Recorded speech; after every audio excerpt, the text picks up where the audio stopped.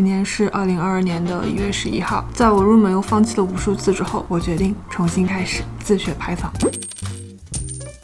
虽然我会 Node， 但是一直很想学一门脚本语言，拓展一下自己的业务范围，也便于能看懂一些开源项目。有事没事或许还能写一些简单的小脚本。Python 现在真的是火的一笔。我之前在湾区的时候，基本上人均懂 Python。那些大厂，比如说像 Google、Facebook 这些，其实都是有在后端用到 Python 的。有一些公司甚至后端完全就是用 Python 开发的。像我之前工作的那家非软件公司，也有运营的同学用 Python 做一些运营数据分析，画一些给领导汇报的图表，甚至连 HR 都会用 Python 来自动发邮件，而且大家基本上都是自学的，所以呢，身为一个自学区的 UP 主，必须安排起来。首先呢，我得找一个课，对吧？学一下 Python 的语法。其实我在前2年就已经有好几次尝试想要自学 Python 了，甚至于我之前公司都给我们提供过好几次免费的 Python 课以及兴趣小组，都被我以没有时间学为由给水掉了，可以说是妥妥的从入门到放弃。但这个确实不是借口哈，对于工作党来说，想要逼自己去学一个新东西，确实是挺难的。都说时间挤一挤就有了，可是挤来挤去，最终都拿去加班了，好吧？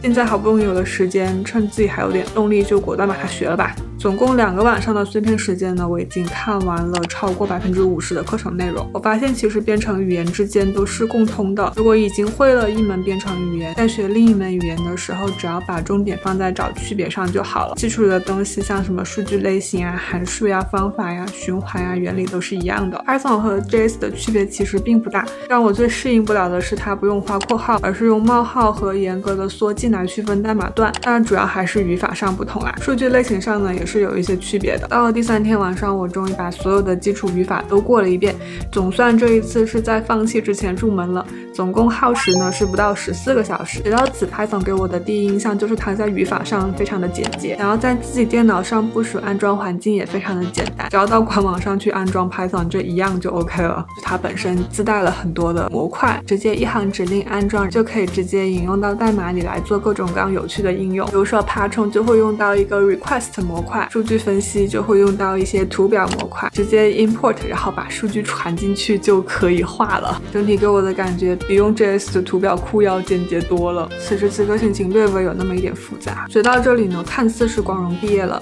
只是还差那个大家或许都跟我一样在关注的问题， Python 到底能干点啥？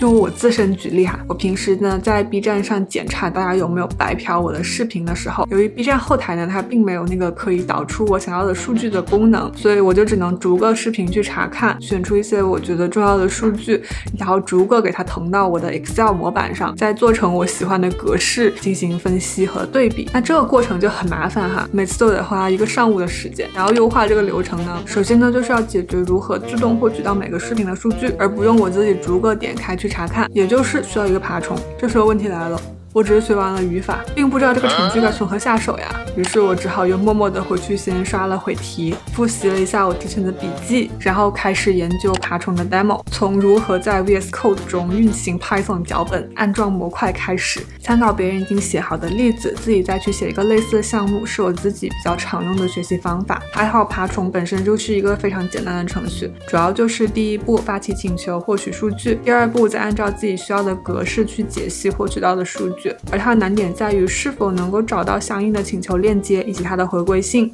这一点其实我就很困惑，理论上来讲工作上一般都是不允许用爬虫的，但好像爬虫就是一个很常见的操作，大家都会，所以保险起见我还是用 B 站公开的数据来练手吧。一通 bug 和改 bug 操作下来，我的第一个 Python 脚本搞定啦，大概是花了我2个多小时吧，直接点击运行这50多行代码就可以自动返回我每个视频的数据，有了数据基本上就可以为所欲为了。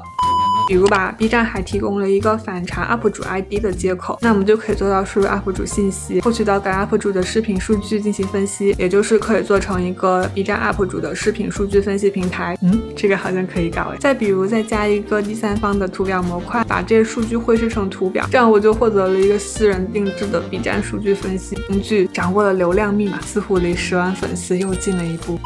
其实我本来也是想做这一步的，后来我查了一下，发现 Python 的图表模块居然有这么多。因为视频时长有限，如果你们感兴趣的话可以扣1，咱们可以再来一期 Python 的图表模块对比。事已至此呢，我又控制不了自己想用 Node 来写一个一模一样的爬虫，话说还是用自己熟悉的语言顺手呀，10分钟的事。最终对比一下哈，我也不知道是我写的不对还是怎么的。同样的功能呢， Node 爬虫返回数据的速度要快很多很多，但是论代码量，需要自己编写的部分呢几乎是一样的，都是在50多行左右，包括注释。但是整个文件的大小来讲呢，一个 Python 脚本的 size 可就比 Node 项目小多了。当然啦，以上都是基于一个初学者的角度，大家可以酌情参考。那总结下来呢，我觉得 Python 确实是一个挺适合零基础入门的语言的。它虽然慢，但是它写起来非常的清亮和简洁，可以在短时间内感受到编程的可能性，不会说学习兴趣一下就被磨光了。除了爬虫和可视化之外， Python 还可以用来做测试、自动化办公、数据科学等。格局再大一些呢，还包括后端开发、机器学习这些，但这些就不用抱太大的期望了哈。和做前端一样，也是要学框架的，都是需要时间去深入学习，累积大量的项目经验，甚至是有学历门槛的。总而言之呢，就不是1-2天零基础入门就可以去工作的。如果仅仅是冲着找后端开发工作去学，那我个人就觉得不是特别合适了，因为纯用 Python 做后端开发的情况，据我所知还是比较少的。像我前面所说的几个大厂 ，Python 呢只作为他们技术债的其中一个部分。如果想学完去找工作的，建议呢可以先了解清楚自己所在地区的招聘需求以及自己的发展方向。但是 Python 作为辅助语言就非常合适了，尤其是对互联网从业者来说 ，Python 的一些简单应用，像是做数据分析、做一些效率工具啊，在日常工作中呢都会是一个很强的辅助。比如说我在我之前那家公司面试应届生的时候，简历上呢他们都喜欢去写一些什么会数据分析啊这些，尽管不是面试程序员，不是面试数据分析师，这一项技能在你面试其他各种不同岗位上呢也都会是一个加分项。